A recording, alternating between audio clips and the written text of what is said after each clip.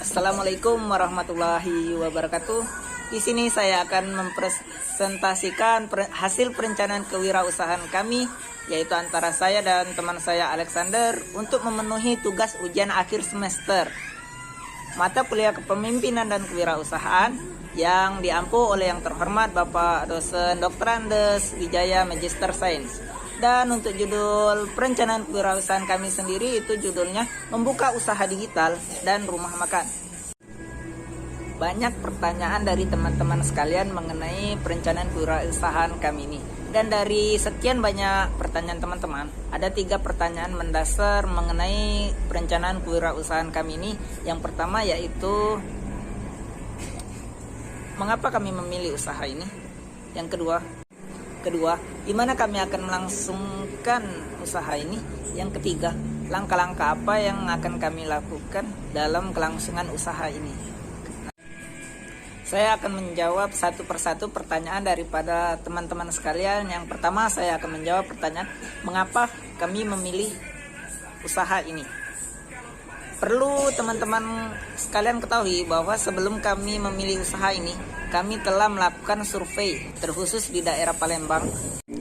Dan setelah kami melakukan survei penelitian kewirausahaan di Palembang tersebut, kami menyimpulkan bahwa 2 usaha ini merupakan usaha terbaik. Mengapa? Karena kedua usaha ini merupakan kebutuhan primer di zaman modern sekarang ini. Kedua, di mana kami akan melangsungkan kegiatan wirausaha ini.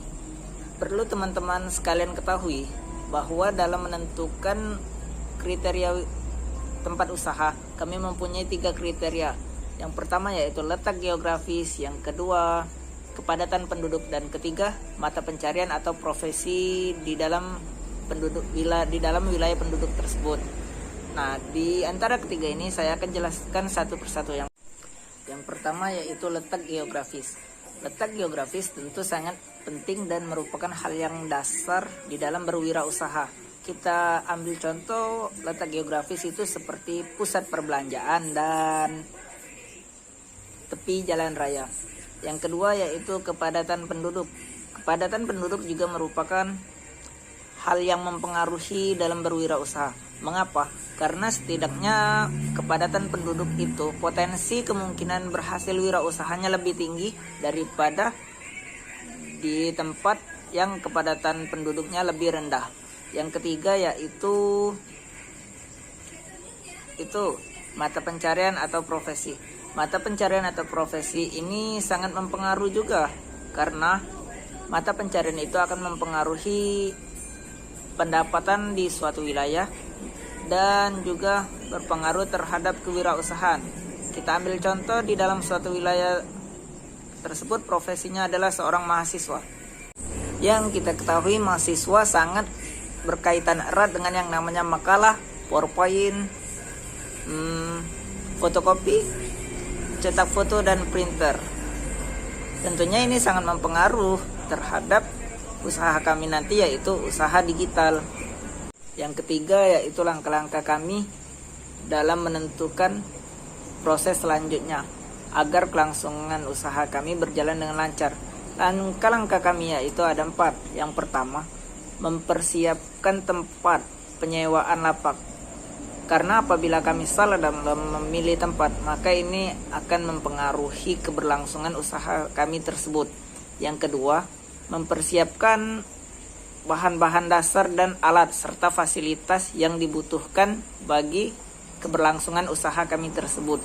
Yang ketiga yaitu promosi serta strategi jitu, di mana setiap wirausahawan memiliki strateginya sendiri. Dan salah satu contoh strategi kami termasuk nanti diantaranya di bidang rumah makan, yaitu makan 3 kali gratis 1 kali. Dan yang keempat adalah finishing. Finishing ini jika perlu atau ada kejadian tidak terduga, maka finishing ini perlu dilakukan. Itulah langkah-langkahnya dalam membuat wirausaha ini. Dan kita akan masuk ke dalam biaya dalam berwirausaha ini. Berikut adalah total biayanya yaitu sekitar kurang lebih 75 juta rupiah. Dari 75 juta tersebut dibagi menjadi 3 aspek. Yang pertama aspek usaha digital, yang kedua aspek usaha rumah makan, yang ketiga adalah aspek penyewaan. Aspek digital itu meliputi 65%, di mana di dalamnya itu meliputi mesin fotokopi, mesin printer, etalase, dan alat-alat lainnya. Yang kedua itu aspek rumah makan ya, yang meliputi 20% daripada dana awal, di mana salah satu fasilitasnya seperti etalase, meja, dapur, dan beberapa bahan dapur lainnya. Yang ketiga yaitu aspek penyewaan tempat. Aspek penyewaan tempat ini sekitar 15%, di mana di dalamnya meliputi penyewaan lapak, air, dan listrik. Sekian presentasi perencanaan